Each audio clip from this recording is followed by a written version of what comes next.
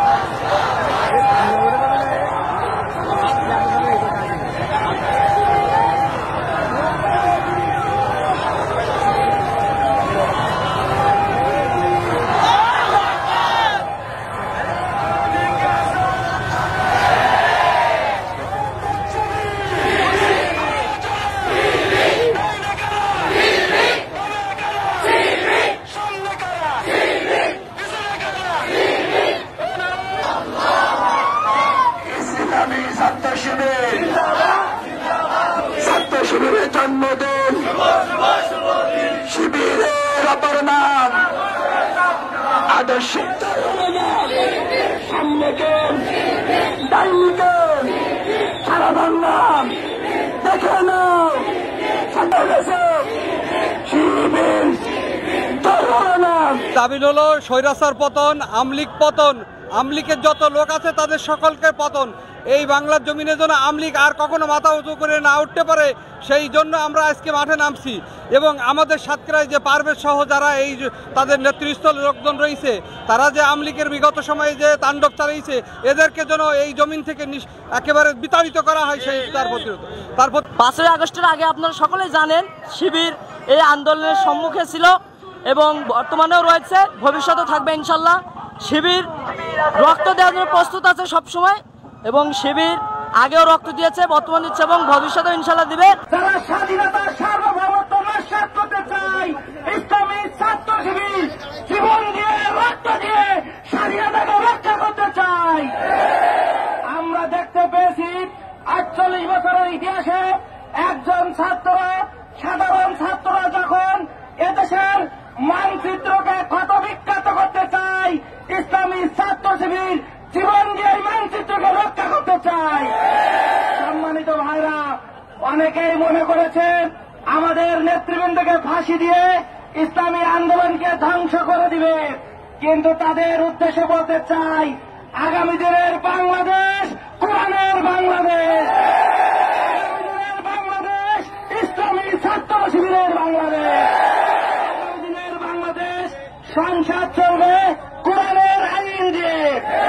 সম্মানিত ভাইরা, ইসলামী ছাত্র শিবিরকে যারা ধ্বংস করতে চায়, যারা শেষ করতে চেয়েছিল বিগত 16 বছর ধরে, তাদের উদ্দেশ্য করে বলতে চাই, ইসলামী ছাত্র শিবির কচুরিপানার কোনো পানি নাই, পড়ে যাবে। ইসলামী ছাত্র শিবির নদীতে ভেসে যাওয়া কোনো শেওলা নাই, এমনিতে ভেসে যাবে। ইসলামী ছাত্র শিবির এদেশের মাটিতে আছে, ভবিষ্যতেও থাকবে ইনশাআল্লাহ। আজকে আমরা আবার শুনতে পাচ্ছি সেই ফ্যাসিবাদের গন্ধ, এখনো আমরা দেখতে পাচ্ছি অফিস আদালতগুলোতে সেই দুর্নীতির চিহ্ন, এখনো আমরা দেখতে পাচ্ছি বাংলাদেশের সমাজ ব্যবস্থায় অরাজকতা। আমরা এই সমাবেশ থেকে দায়িত্বহীন কণ্ঠে বলে দিতে চাই, যে জন্য হাজার হাজার ছাত্র জনতা জীবন দিয়েছে, যে জন্য 30,000 আমার ভাইরা আহত হয়েছে, যদি আবার যদি কোন ষড়যন্ত্র চলে, যদি আবার যদি বাংলাদেশের এই সমাজকে পিছিয়ে নিয়ে যাবার কোন ষড়যন্ত্র চলে, তাহলে আমরা প্রত্যেকেই আমরা জীবন দিয়ে সেই ষড়যন্ত্রকে আমরা রুখে দেবো ইনশাআল্লাহ। ভাইরা, ফ্যাসিবাদকে আমরা বলতে চাই, তোমরা যদি আবার মাথা চাড়া দাও, আমরা প্রত্যেকেই এখানে শহীদ হতে রাজি আছি। আমরা এই বাংলাদেশের জমিনে 1 ইঞ্চি জায়গা দিতে রাজি নেই। আমরা 71 দেখিনি, আমরা দেখেছি জুলাইয়ের গণহত্যা, আমরা দেখেছি সাতক্ষীরার মাটিকে ফিলিস্তিনের মতো ভূখণ্ডে পরিণত করে দিতে। আমাদের ভাইদের ধরে নিয়ে আমরা মামলা, জেল, জুলুম এগুলো দিয়ে ঠান্ডা হয়নি, তারা আমাদের ভাইদের বাড়ি ঘরগুলো বুলডোজার দিয়ে ভেঙে দিয়েছে, তার পুনরাবৃত্তিও ঘটিয়ে দিয়েছে। আজকের সমাবেশ থেকে বলে দিতে চাই, এই 16 বছর সাতক্ষীরার ভূখণ্ডকে যারা নস্যাৎ করে দিয়েছিল, সাতক্ষীরার ভূখণ্ডকে যারা নস্যাৎ করে দিতে চেয়েছিল, তাদেরকে যদি দ্রুত ধরে আইনের আওতায় না নিয়ে আসা হয়, ছাত্র জনতাকে সাথে নিয়ে দুর্বার কোন আন্দোলন করে তোলা হবে। সংগ্রামী সাথী ও বন্ধুগণ, আমরা দেখতে পেয়েছি বাংলাদেশ থেকে শেখ হাসিনা বিদায় নিল, এখনো জুলাই অভ্যুত্থানে যে শাহাদাত বরণ করেছিল তাদের হত্যার বিচার করা হয়নি। এই র্যালি থেকে আমরা বলতে চাই, দ্রুত তাদেরকে বাংলাদেশে ফিরিয়ে নিয়ে আসুন। দেশের ষড়যন্ত্রকারী, বিদেশের ষড়যন্ত্রকারী যারা আছে তাদেরকে দ্রুত বাংলাদেশে ফিরিয়ে নিয়ে ফাঁসির কাস্তে ঝুলাইতে হবে।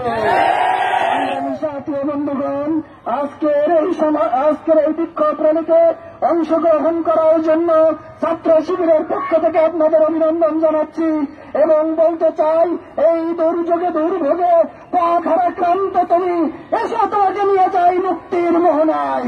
সেই মুক্তির মোহনা বাংলাদেশ ইসলামী ছাত্র শিবির। আজকের র্যালিতে আসার জন্য সকলকে ধন্যবাদ, মোবারকবাদ জানিয়ে আমি আমার কথা এখানে শেষ করছি। আসসালামু আলাইকুম ওয়া রাহমাতুল্লাহি ওয়া বারাকাতুহু।